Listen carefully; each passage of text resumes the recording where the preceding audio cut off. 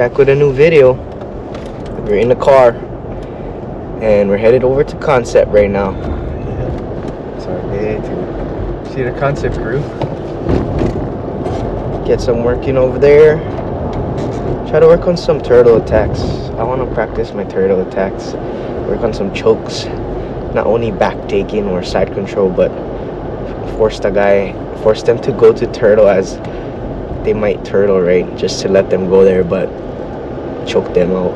So I want to practice that. It was a good night. Oh, that was a nice catch. It was a good night at UFC. We had the kids no-gi class, yeah. So we're trying to, like Card said, we're trying to start a new culture over there, a new mindset, yeah. We had the no-gi kids class for a little while, and we wanted to use it as a training for the kids that compete in no-gi, yeah. Because some of the kids want to compete at no-gi at the comps, but I mean before that there was no kids no-gi for like a long time. So I mean, yeah, it's still jiu-jitsu, but I mean, there's some different mindsets, ideas, engagements and grips and stuff. So we had it for a little while, but then things changed, so we lost it. And then from what I could hear, the no-gi class wasn't at some point kind of like almost got to be like really lowered as far as what they were trying to show, yeah. I guess because a lot of times they were just so beginners, yeah, coming out. But yesterday we took it and we just pushed the kids to do different positions and drills, and some of it was conditioning, yeah. The kids that come to that class, especially yesterday, I think only a couple of them actually come to our gi class, yeah. So trying to push them to get better at conditioning, movement and stuff, yeah. What you think? Yeah, we're just trying to influence them in the best way we can with what we can do and whatever we got, It's like you said, helping, or if it's our class. It's like you said, a culture change, yeah. So hopefully we can get some more of the kids that come to our gi class, yeah, to come to the no-gi class, just to start getting the feel for what it's like, without the gi, competing with no gi and stuff, yeah. So classes are still small. They're like, I think yesterday was like, was it 14 or 15, somewhere around there, 15-ish. So hopefully we can kind of build on it, yeah, and get that going. Then we rode into the kids ski class. That was a big class again, yeah. We had a good size amount of kids coming out. I asked Chris before the class, I messaged him, said, can we work on takedowns? So initially I thought he'd try to show a technique, but he actually took it where it was a better place, where it was just pretty much takedown challenge for the whole class. So that was good, get kids used to it, yeah. There's talk of, like I think I said before, a little grapplers class, yeah, 3 to 5 year olds, and I think it makes sense, because when they're that young, I mean, they can't really catch on and get it.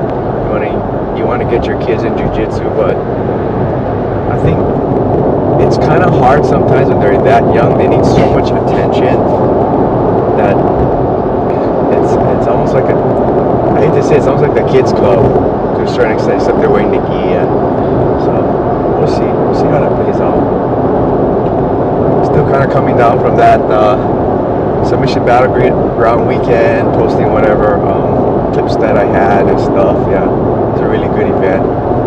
Now it's time to focus on our guys that are prepping for a Triple Crown, yeah. I think Pap said he registered, I think Lisa registered. So hopefully a bunch of our Kansept guys go. I don't know if anybody from UFC is going. I know there's a bunch of our kids and a couple of our adults that we train are gonna go, but hopefully we'll get more going to that. Posted a funny clip to our Instagram story. The no-gi class, there's kind of this boy, he's a little bit on the bigger side, but he's kind of a funny kid. So him and Cart were doing like a little dance battle before class. Yeah. What was he calling you? Because the two students they came by me and they're like, oh, what's up, coach? What's up, coach? One is kind of younger and one is a little bit older. I said, oh, you guys are like my two buddies. They're like, huh? Like, oh, my two buddies. And then at some point they were doing a drill, and the younger boy, he had to sit out because it was odd.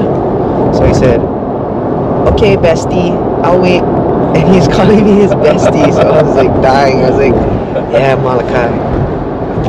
Shout out you, Kai Kai, Malachi.